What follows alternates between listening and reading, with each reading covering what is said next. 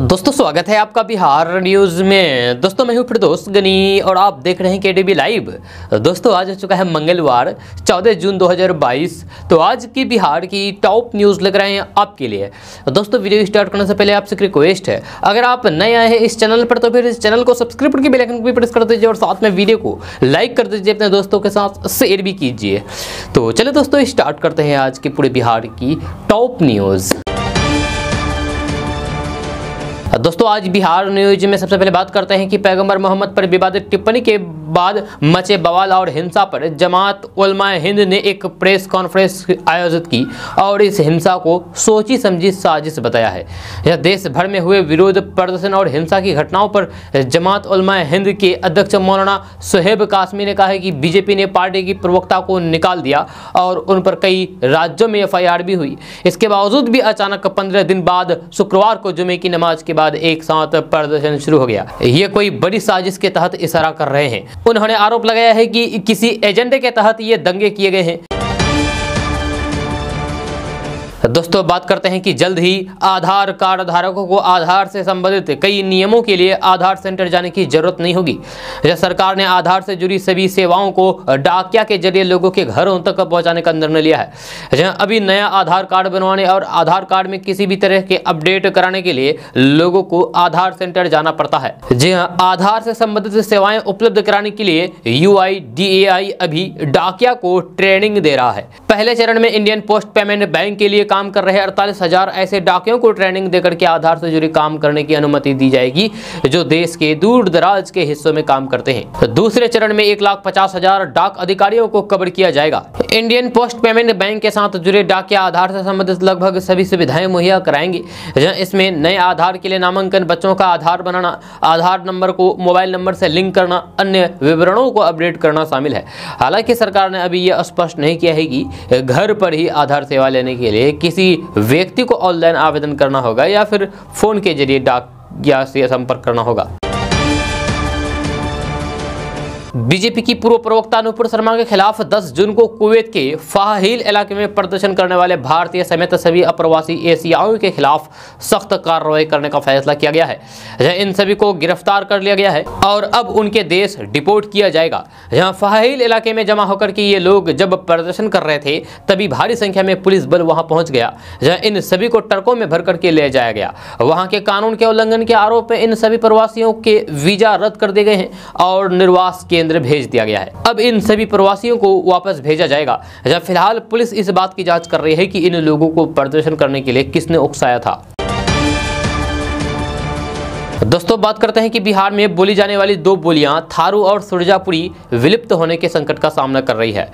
विशेषज्ञों ने आशंका जताई है कि यदि इन्हें पुनर्जीवित करने के लिए कदम नहीं उठाए गए तो फिर ये दोनों भाषाएं भोजपुरी, मैथिली, हिंदी और बंगला में घुल मिल जाएंगी। थारू भाषा भोजपुरी और मैथिली के मेल से बनी है और ये थारू समुदाय द्वारा मुख्य रूप से पश्चिमी और पूर्वी चंपारण जिलों में बोली जाती है।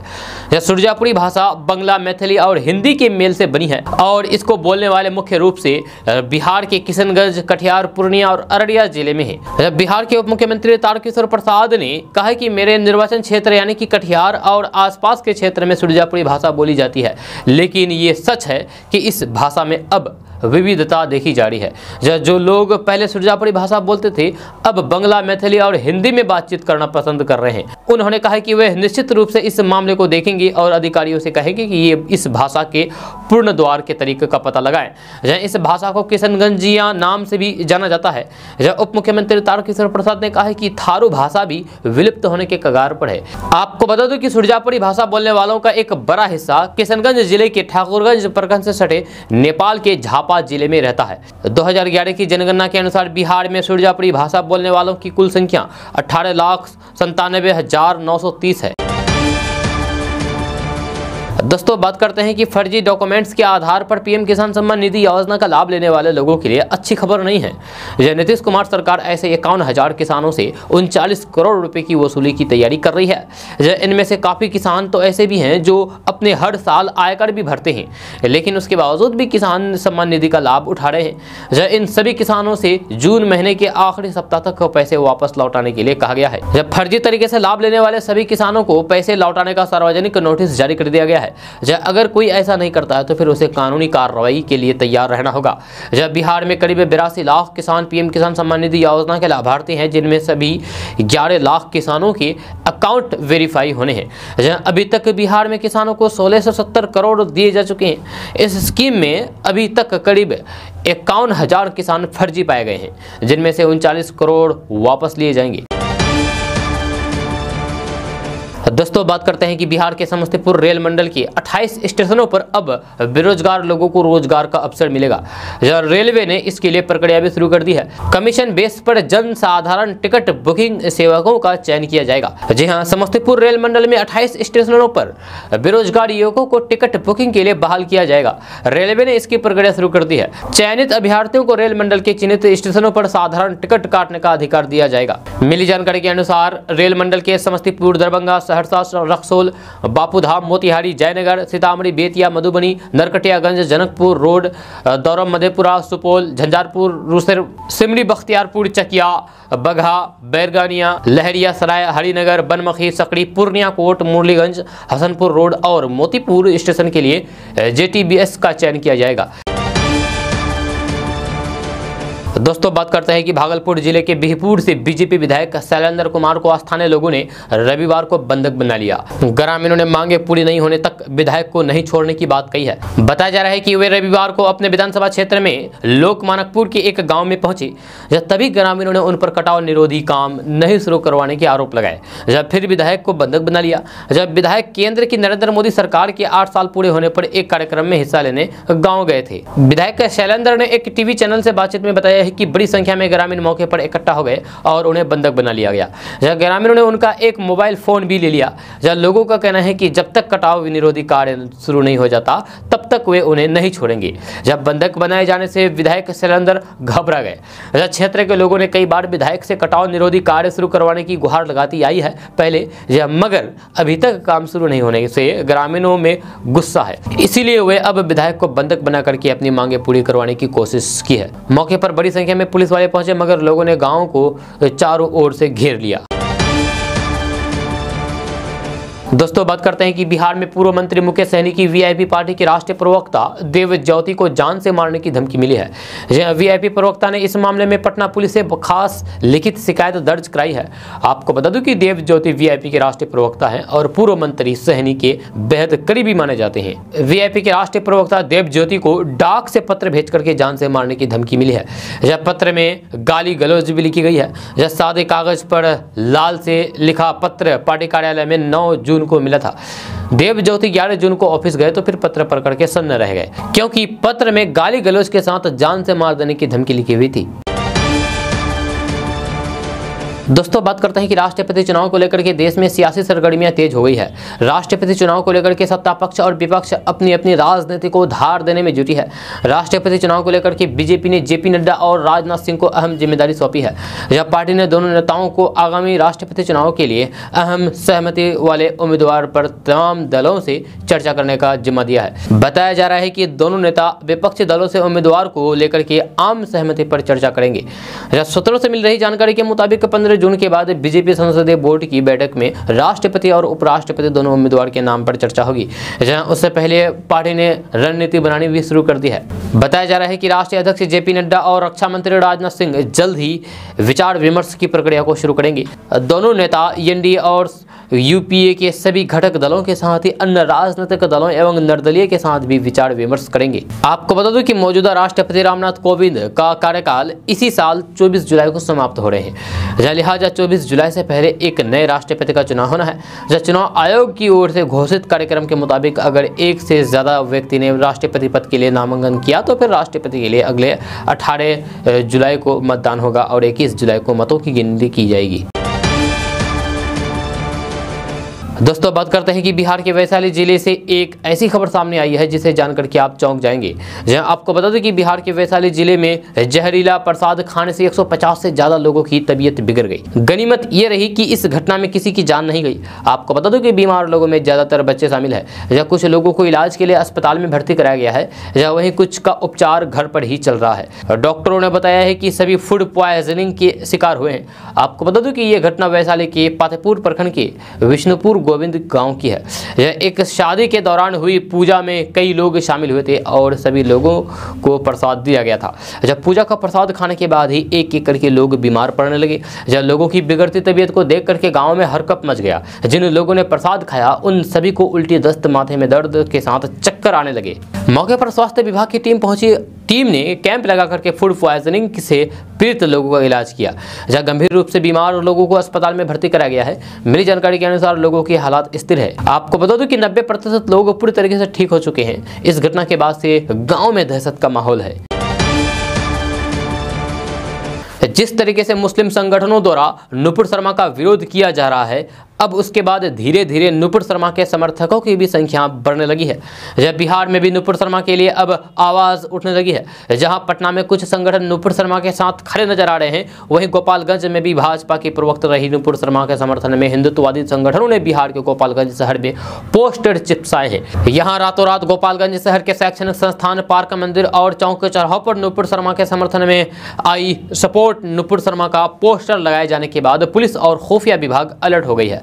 जहां वहीं कुछ संगठनों द्वारा समर्थन में जुलूस निकाले जाने की मांग की थी, जहां हालांकि प्रशासन ने इसकी अनुमति नहीं दी। दूसरी तरफ सोशल मीडिया पर नुपुर शर्मा के समर्थन और विरोध के कई पोस्टर शेयर किए जा रहे हैं। जहां गोपालगंज पुलिस की IT सेल ने सोशल साइट पर भड़काऊ पोस्ट करने वालों की सूची तैयार करने शुरू कर दी है और वैसे लोगों की फेसबुक ID पर निगरानी बढ़ा दी है। बताया जा रहा है कि 70 लोगों को चिन्हित किया गया है जिन पर भी कार्रवाई हो सकती है। तो अगर आप भी सोशल मीडिया पर इस मामले पर अपनी राय रखते हैं, बहस करते हैं, तो फिर आप समझ जाइए, नहीं तो फिर आपको जेल की हवा खानी पड़ सकती है। दोस्तों बात करते हैं कि बिहार के कैमूर में हाईवे ने ई-रिक्शा में टक्कर मार दी। यह हादसे में ई-रिक्शा सवार 6 लोगों की जान चली गई, जबकि 4 से अधिक लोग जख्मी बताए जा रहे हैं। जब मरने वालों में 3 महिलाएं भी शामिल है। बताया जा रहा है कि हाईवा रॉन्ग साइड से जा रहा था। इसी बीच उधर से आ रही ई-रिक्शा को जोरदार टक्कर मार दी, जिसमें एक की मौके पर ही मौत हो गई। जब वहीं अस्पताल ले जाने के दौरान रास्ते में 5 लोगों ने दम तोड़ दिया। जब पुलिस ने मौके पर पहुंच करके सबको अपने कब्जे में लिया और फिर घायलों को इलाज के लिए सदर अस्पताल भेज दिया। यह घटना चैनपुर थाना क्षेत्र के अमाओ गांव की है। दोस्तों बात करते हैं कि बिहार में हज यात्रा 2022 की शुरुआत रविवार को दुआ के साथ होगी। जब बिहार हज भवन में आयोजित दुआ में बड़ी संख्या में हज यात्रा पर जाने वाले और उनके स्वजन शामिल हुए। दुआ के बाद बिहार से हज यात्रा पर जाने वाले लोग अपने अपने स्वजनों यानी कि परिजनों के साथ कोलकाता रवाना हो गए। मुख्यमंत्री नीतीश कुमार रविवार को हज भवन में आयोजित हज यात्रियों की रवानगी के पहले दुआया मजलिस में शामिल हुए। जहाँ उन्होंने कहा कि हज यात्रा से लौट करके आए तो फिर समाज में झगड़ा मिटाने का पैगाम साथ ले आए। जहां कार्यक्रम में मुख्यमंत्री नीतीश कुमार ने हज यात्रियों को संबोधित करते हुए कहा कि आप लोगों को मेरी शुभकामनाएं, आप सब हज पर जा रहे हैं। इससे न सिर्फ आपके परिवार का उत्थान होगा बल्कि पूरे बिहार और देश का भी उत्थान होगा। जहां आप वहां से एक पैगाम लेकर के आएंगे ताकि समाज में झगड़ा मिट सके, जब बिहार और देश में भाईचारे का भाव हो। इस मौके पर मुख्यमंत्री नीतीश कुमार ने कहा कि हज यात्रियों के लिए हज भवन में यह कार्यक्रम आयोजित किया जाता है और इसमें आने का मुझे मौका भी मिलता है। दोस्तों बात करते हैं कि तेल कंपनियों ने आज मंगलवार के लिए पेट्रोल डीजल के नए रेट जारी कर दिए हैं, जब सुबह 6 बजे ही जारी कर दिए हैं। आज मंगलवार को भी पेट्रोल डीजल के दाम में कोई बदलाव नहीं हुआ है। इसी के साथ पेट्रोल डीजल के रेट में लगातार 22वें दिन लोगों को राहत मिली है और तेल के दाम स्थिर बढ़े हुए हैं। आपको बता दूं कि अंतिम बार 22 मई को पेट्रोल डीजल के दाम में बदलाव हुआ था, जब 21 मई को केंद्र सरकार ने पेट्रोल डीजल पर एक्साइज ड्यूटी घटाने की घोषणा की थी। दोस्तों बात करते हैं कि राजधानी पटना में कंकरबाग में स्थित पाटलिपुत्रा खेल परिसर में आयोजित 9वीं सीनियर राष्ट्रीय रग्बी प्रतियोगिता के फाइनल मुकाबले में महिला वर्ग में बिहार और पुरुष वर्ग में हरियाणा की टीम ने चैंपियन का खिताब अपने नाम किया है। बिहार की महिला टीम पश्चिम बंगाल को 15-5 से हरा करके चैंपियन बनी है। इस मुकाबले में बिहार महिला टीम की श्वेता ने 10 अंक और धर्मशिला ने 5 अंक के साथ शानदार खेल का प्रदर्शन किया। जहां रविवार को महिला एवं पुरुष सीनियर राष्ट्रीय रग्बी प्रतियोगिता का अंतिम दिन था। जब महिला वर्ग का पहला सेमीफाइनल मुकाबला पश्चिम बंगाल और ओडिशा के बीच हुआ।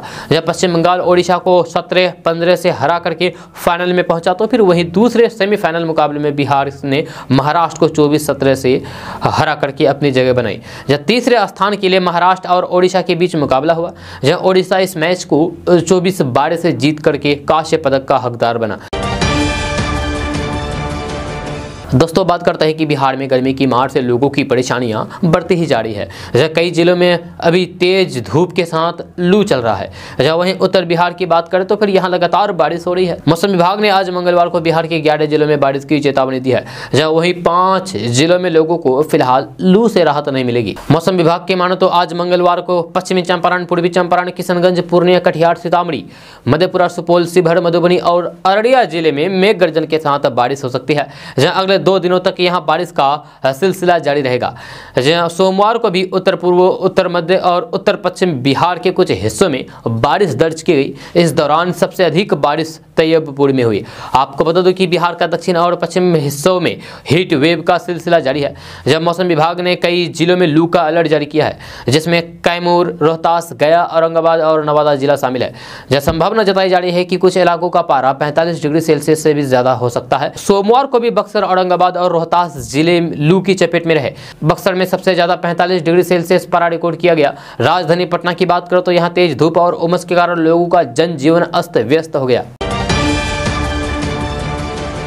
दोस्तों बात करते हैं कि बिहार में प्राइवेट स्कूलों की मनमानी अब इस हद तक बढ़ चुकी है कि स्कूलों की सीबीएसई से मान्यता खत्म होने के बाद अपने संस्थान को मान्यता प्राप्त बता करके चला रहे हैं। जहां राजधानी पटना में ऐसे 18 स्कूल बताए गए हैं जिनकी मान्यता 2013 से 15 के बीच में ही समाप्त कर दी गई थी। फिर भी ये सीबीएसई से संबंधित प्राप्त का बोर्ड लगा करके अपने संस्थान को चला रहे हैं और छात्रों के परिवार वालों से ऊँची फीस वसूल रहे हैं। कुछ दिन पहले ही ये बात सामने आई थी कि सीबीएसई ने देश भर के 135 संबद्धता सालों पहले ही समाप्त कर दी थी, जिनमें 18 स्कूल सिर्फ पटना से जुड़े हुए हैं। बताया गया है कि इनमें कई 10वीं और 12वीं कक्षा तक चलने वाले स्कूल है।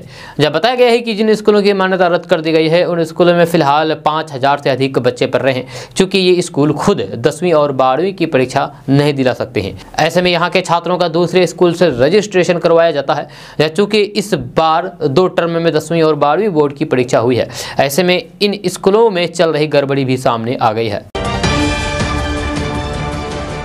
दोस्तों बात करते हैं कि बिहार के सीतामढ़ी जिले की भारत नेपाल सीमा में स्थित भिट्टा ओपी बॉर्डर से एसएसबी जवानों ने 2 चीनी युवकों को गिरफ्तार किया है। जहां एसएसबी जवानों ने दोनों को भारतीय सीमा से नेपाल सीमा में प्रवेश करने के दौरान जलेश्वर चेक पोस्ट से गिरफ्तार किया है। बताया जाता है कि दोनों चीनी नागरिक 22 मई को थाईलैंड से काठमांडू आया था, जहां से 24 मई 2022 को भारतीय सीमा में प्रवेश किया, जहां से भाड़े की गाड़ी करके उत्तर प्रदेश के नोएडा चला गया, जहां अपने मित्रों के पास ठहरा हुआ था। जहां वहीं 10 जून को दोनों नेपाल जाने के लिए निकले और रिक्शा पर बैठ करके सीमा पार करने का प्रयास कर रहे थे। इसी दौरान सीमा पर तैनात एसएसबी 51वीं बटालियन द्वारा संदेह के आधार पर दोनों को रोका गया। जहां दोनों के पास भारत से निवास करने का कोई अधिकृत दस्तावेज प्राप्त न होने पर जवानों को संदेह हुआ। जवानों द्वारा इनकी सूचना अपने कमांडेंट को दी गई। तलाशी के दौरान दोनों चीनी नागरिकों के पास से मोबाइल फोन समेत कई सामान मिले। एसएसबी जवानों का मानना है कि पकड़े गए दोनों चीनी नागरिक वित्तीय जालसाजी में संलिप्त है। हालांकि पूछताछ के बाद दोनों चीनी नागरिक को स्थानीय भिट्टा ओपी पुलिस के हवाले कर दिया। दोस्तों बात करते हैं कि एक तरफ बिहार के मुख्यमंत्री नीतीश कुमार शराबबंदी कानून को सख्ती से लागू करने के निर्देश दे रहे हैं, तो वहीं दूसरी तरफ भागलपुर में लगातार शराब की तस्करी बढ़ती ही जा रही है। शराब तस्करी का एक मामला भागलपुर जिला के बाईपास टीओपी से सामने आया है, जहां एक ऑटो से भारी मात्रा में विदेशी शराब की बोतलें बरामद की गई है। हालांकि तस्कर और लाइनर मौके से फरार होने में सफल रहा। जानकारी के मुताबिक झारखंड से तस्करी करके एक ऑटो से शराब की खेप लाई गई थी। गुप्त सूचना पर पुलिस ने कजरेली बाईपास से ही पीछा करते हुए मसूदपुर इलाके के रामपुर गांव में स्थित एक बगीचा से शराब लदा ऑटो जब्त करके बाईपास ओटी पे लाया। ऑटो की जांच में भारी मात्रा में शराब की बोतलें पाया गया। दोस्तों बात करते हैं कि बिहार में एक तरफ जहां सड़कों का निर्माण तेजी से कराया जा रहा है, तो फिर वहीं दूसरी ओर बिहार में सड़क हादसे में भी आम हो गए हैं। लेकिन अब दुर्घटना को नियंत्रित करने के लिए सरकार ने पूरी तैयारी कर ली है। राजधानी पटना के बाद अब बिहार के गांवों की सड़कें पर भी स्पीड इंटरसेप्टर लगाए जाएंगे। ग्रामीण कार्य विभाग ने गाँव की नई और पुरानी सभी सड़कों पर संकेतक लगाने का निर्देश दिया है। दरअसल रोड एक्सीडेंट का सबसे बड़ा कारण तेज रफ्तार है। जहाँ सिर्फ शहरों में ही नहीं बल्कि गाँव में भी लोग ओवर स्पीड गाड़ी चलाते हैं। लेकिन अब बिहार की 1 लाख किलोमीटर से ज्यादा ग्रामीण सड़कों पर सड़क सुरक्षा बोर्ड लगाए जाएंगे। गांव में संभावित सड़क दुर्घटनाओं को रोकने के लिए इंजीनियर विभाग के आदेश का अनुपालन करेंगे। इससे पहले केवल शहरों में ही संकेतक लगाए जाने की तैयारी थी, जिसकी शुरुआत राजधानी पटना से होने वाली है। पिछले दिनों विश्व बैंक की टीम ने बिहार की सड़कों का निरीक्षण किया था। इस दौरान गाँव की सड़कों पर सड़क सुरक्षा से जुड़ी कई कमियां पाई गई। इसके बाद विभाग ने विश्व बैंक की मदद से बनने वाली सड़कों पर नियमों का पालन करने का निर्देश दिया था। साथ ही राज्य या केंद्र सरकार के फंड से बनी गांव की सड़कों पर भी स्पीड इंटरसेप्टर लगाने को कहा गया था। आपको बता दूं कि सड़कों पर संकेतक लगाने को लेकर के अधिकारियों ने तैयारियां भी शुरू कर दी है। जल्द ही गांव की नई पुरानी सभी सड़कों पर सुरक्षा संकेतक लगाए जाएंगे। साथ ही लापरवाही बरतने वाले इंजीनियरों पर भी गाज गिर सकती है। दोस्तों बात करते हैं कि अगले माह होने वाले राष्ट्रपति चुनाव में लालू प्रसाद यादव भी अपनी किस्मत आजमाते नजर आएंगे, क्योंकि उनका मानना है कि इस चुनाव में एक बिहारी उम्मीदवार होना चाहिए। हम आपको बता दें कि ये लालू प्रसाद यादव आरजेडी के प्रमुख लालू नहीं है, बल्कि बिहार के सारण जिले के एक निवासी है, जहाँ स्थानीय व्यक्ति है। यह संयोग है कि आरजेडी प्रमुख लालू प्रसाद यादव की कर्मभूमि भी सारण ही रही है। लालू यादव का दावा है कि उन्होंने पहले ही दिल्ली जाने के लिए विमान की एक टिकट बुक करा ली है, जहां उनकी योजना 15 जून को अपना नामांकन पत्र दाखिल करने की है। इसके लिए उन्होंने फ्लाइट का टिकट भी बुक करा लिया है। उन्होंने 2017 में हुए राष्ट्रपति चुनाव में भी अपना नामांकन पत्र दाखिल किया था, जब मुकाबला बिहार के तत्कालीन राज्यपाल रामनाथ कोविंद और लोकसभा की पूर्व अध्यक्ष मीरा कुमार के बीच था। दोस्तों बात करते हैं कि बेघर लोगों के लिए खुशखबरी है। 15 अगस्त तक पटना प्रमंडल में 10 लाख लोगों का अपने पक्के घर का सपना साकार हो जाएगा। जब माह के अंत तक लाभुकों को सहायता राशि और भूमिहीनों को जमीन उपलब्ध करा दी जाएगी। रविवार को प्रमंडलीय आयुक्त रवि ने पदाधिकारियों के साथ बैठक करके इसको लेकर के निर्देश दिया है। उन्होंने कहा है कि इस योजना के तहत काम करने से जनता में संतुष्टि आती है, शिकायत के मामले कम आते हैं। पदाधिकारी समय पर आवास योजना को पूरा करने का लक्ष्य प्राप्त करें। प्रमंडलीय आयुक्त ने कहा है कि ग्रामीण क्षेत्र के गरीब परिवार को पक्का आवास उनकी मूलभूत जरूरत है। अधिनियम के प्रावधान के तहत जिला पदाधिकारी को सरकार के विकासात्मक एवं लोक कल्याणकारी योजनाओं की सफलता सुनिश्चित करना है। मुख्यमंत्री ग्रामीण आवास योजना, मुख्यमंत्री आवास स्थल क्रय सहायता योजना, प्रधानमंत्री आवास योजना, लोहिया स्वच्छ बिहार अभियान, मनरेगा सहित सभी योजनाओं का लाभ जरूरतमंदों तक पहुंचे। दोस्तों बात करते हैं कि मोबाइल गेम पबजी की लत इतनी बुरी है कि बच्चे, किशोर और यहां तक कि युवा भी खौफनाक कदम उठा रहे हैं। पबजी की लत के शिकार बच्चे कभी कभी खुद की जान जोखिम में डाल देते हैं, तो कभी दूसरों की जान लेने की कोशिश भी कर लेते हैं। ताज़ा मामला बिहार के पटना जिले के अथमगोला से आया है। यहाँ पिता ने पबजी खेलने से मना किया तो फिर एक युवक ने खुद की जान दे दी। खबर के अनुसार अथम गोला थाना इलाके के बहादुरपुर गांव में रहने वाले राजा कुमार को पबजी की लत थी। पिता रमाकांत ने कई बार अपने बेटे को पबजी खेलने से मना किया। इससे नाराज होकर के युवक ने अपनी जान दे दी। इस संबंध में थाने में अप्राकृतिक मृत्यु का केस दर्ज किया गया है। पबजी की लत बच्चों और किशोरों का भविष्य बर्बाद कर रही है। हाल ही में उत्तर प्रदेश के लखनऊ में एक किशोर को पबजी खेलने से मना किया तो फिर उसने अपनी मां की ही गोली मारकर हत्या कर दी। विशेषज्ञों का मानना है कि पबजी गेम एक नशा बनता जा रहा है। इसकी लत से बच्चों का मानसिक स्वास्थ्य कमजोर होता जा रहा है। इससे उनकी सोचने समझने की क्षमता पर असर पड़ रहा है। इस गेम से उनका शारीरिक विकास भी रुक रहा है। दोस्तों बात करते हैं कि रांची में 10 जून को हुई हिंसा की घटना के बाद अब धीरे धीरे स्थिति सामान्य होने लगी है। रांची के अमन पसंद लोगों ने उपद्रवियों की कोशिशों को नाकाम कर दिया है। सोमवार को मेन रोड और अपर बाजार वाले इलाकों को छोड़ करके जनजीवन सामान्य रहा। वहीं इस मामले में पुलिस ने 12 लोगों को हिरासत में लेकर के पूछताछ कर रही है, जबकि एक को गिरफ्तार कर लिया है। गिरफ्तार युवक की पहचान सीसीटीवी कैमरे के माध्यम से हुई है। मेन रोड में बड़ी संख्या में पुलिस बल अब भी तैनात है। रविवार के दिन कई दुकानें सामान्यतः बंद रही। इंटरनेट सेवा बहाल होने से लोगों में राहत दिखी। इधर रांची की सामान्य होती स्थिति को देखते हुए जिला प्रशासन ने राजधानी के 12 में से 6 थाना क्षेत्रों से रविवार को धारा 144 हटा दिया।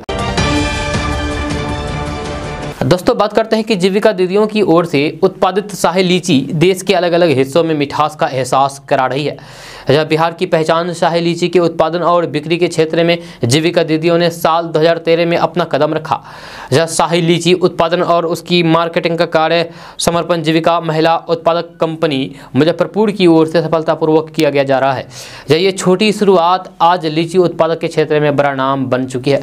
जहाँ इस साल कंपनी की ओर से अब तक 30 टन से भी ज़्यादा लीची का उत्पादन और बिक्री की जा चुकी है। जीविका की लीची देश के सभी बड़े शहरों अहमदाबाद, बेंगलुरु, नई दिल्ली, पुणे, मुंबई, चेन्नई और अहमदाबाद में बिक्री के लिए उपलब्ध है। शाही लीची रेल सेवा के साथ एयर कार्गो सेवा द्वारा भी देश के अलग अलग हिस्सों में भेजी जा रही है।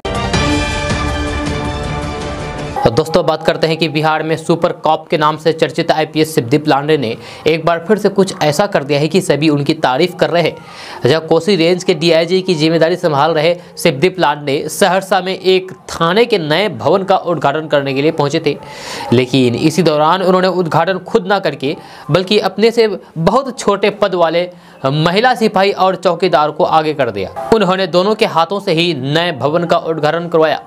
डीआईजी शिवदीप लांडे के इस काम को करते ही लोग हैरान में पड़ गए और अपने अधिकारी की तारीफ करने लगे। इस दौरान सहरसा एसपी लिपि सिंह भी वहां मौजूद थी। अपने डीआईजी के द्वारा मिले सम्मान के बाद महिला सिपाही बबीता कुमारी की आंखें नम हो गई। उन्होंने कहा कि किसी भी पुलिस पदाधिकारियों ने ऐसी इज्जत आज तक नहीं दी है। मैं बहुत ही हैरान हूँ। मैंने ये सोचा भी नहीं था कि ऐसा होगा। ये मेरे लिए किसी सपने से कम नहीं है। मेरे लिए ये हाई लेवल जैसा था। मैं शुक्रिया कहना चाहूंगी डीआईजी साहब शिवदीप लांडे का, जिन्होंने हम जैसे छोटे पद वालों को इतनी अहमियत दी। यही हाल चौकीदार मोहम्मद कबीर आलम का था। जब उन्होंने बताया है कि ये बड़ी भाग्य की बात है कि डीआईजी साहब मेरा हाथ पकड़ करके थाने का उद्घाटन करवाए। उस दौरान मुझे अच्छा लगा कि एसपी मैडम और डीआईजी साहब दोनों ने पकड़ करके इस नेक काम का उद्घाटन मेरे हाथों से करवाया। ये कहते हुए चौकीदार की आंखें नम हो गई। मनोरंजन जगत से एक चौंकाने वाली खबर सामने आ रही है। बॉलीवुड एक्टर शक्ति कपूर का बेटा और एक्ट्रेस श्रद्धा कपूर का भाई सिद्धांत कपूर को ड्रग मामले में हिरासत में ले लिया गया है। जी हाँ, मेडिकल जांच में ड्रग की पुष्टि की गई है और इस मामले में उन्हें बेंगलुरु के उलसरू थाने में लाया गया है। थाने में लाकर के पुलिस उससे पूछताछ कर रही है। दोस्तों बात करते हैं कि बिहार में गया जिले के भदवर थाना क्षेत्र के भदवर गांव में एक सप्ताह के अंदर अज्ञात बीमारी के चलते लोगों की मौत हो जाने से हरकंप मच गया है। जब 2 दिनों के बीच 3 लोगों की मौत हो गई। इसमें शुक्रवार को 2 सगी बहन की भी मौत हो गई थी।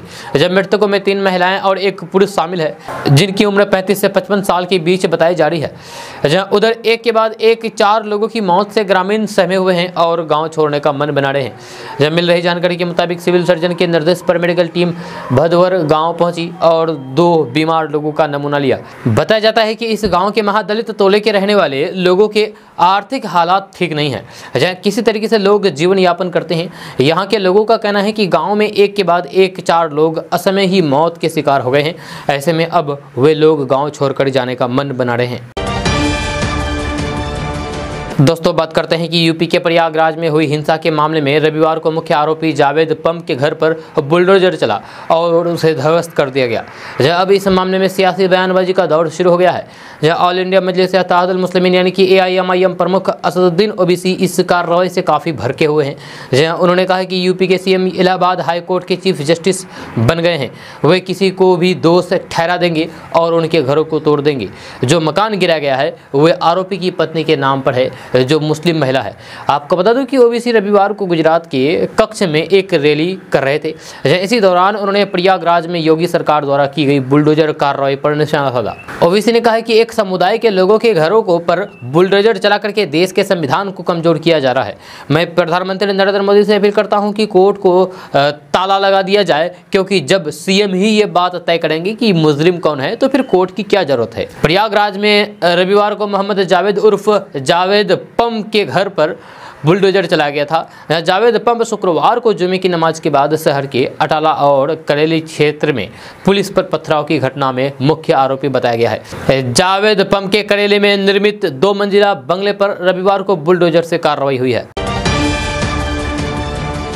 दोस्तों बात करते हैं कि बिहार के मुख्यमंत्री नीतीश कुमार ने राष्ट्रपति पद की उम्मीदवारी को लेकर के सिरे से खारिज कर दिया है। मुख्यमंत्री के जनता दरबार के बाद मीडिया के सवाल का जवाब देते हुए नीतीश कुमार ने कहा कि कृपा करके इस पद के लिए उनके नाम को नहीं घसीटा जाए। काफ़ी पहले से कुछ लोग इस तरह की बयानबाजी करते रहे हैं, जहाँ पर इसका कोई मतलब नहीं है, जहाँ उनकी कोई दिलचस्पी इन पदों के लिए नहीं है।